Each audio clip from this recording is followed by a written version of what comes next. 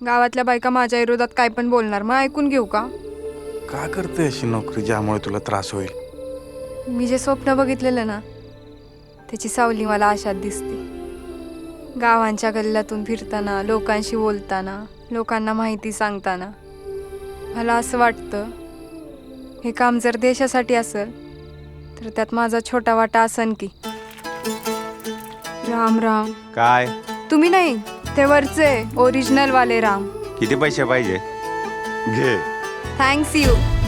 मला तुझ्या कामाबद्दल काहीच म्हणणं नाही. घर कसं चालवायचं तू बघ, आणि मला कसं सांभाळायचंय बी तुझ बघ.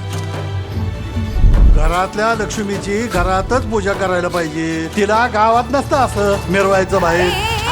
ए डोळे फुटले का तुझ्या आंधळ्या?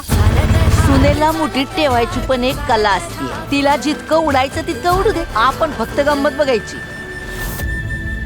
माझं नाव कमला आहे. हे दुखणं सहन होत नाहीये. तू कर ना काहीतरी. ए इथून पुढे या घरात दिसायचं नाही. चल निघ. माझ्याकडे एक प्लॅन आहे.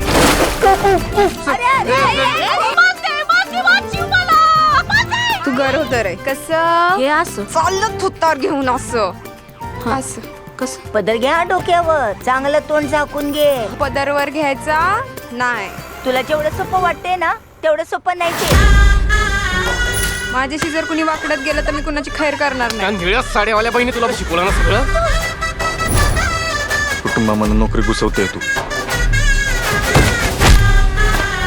मी ही नोकरी सोडून दिल्यावर सगळं ठीक होणार असेल तर मी आशाचं काम सोडून देते.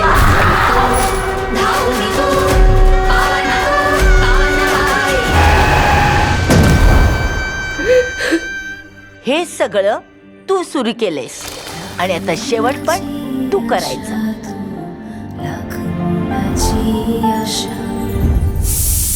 कुकर गॅसवर ठेवून कुठं उलटली होती ग?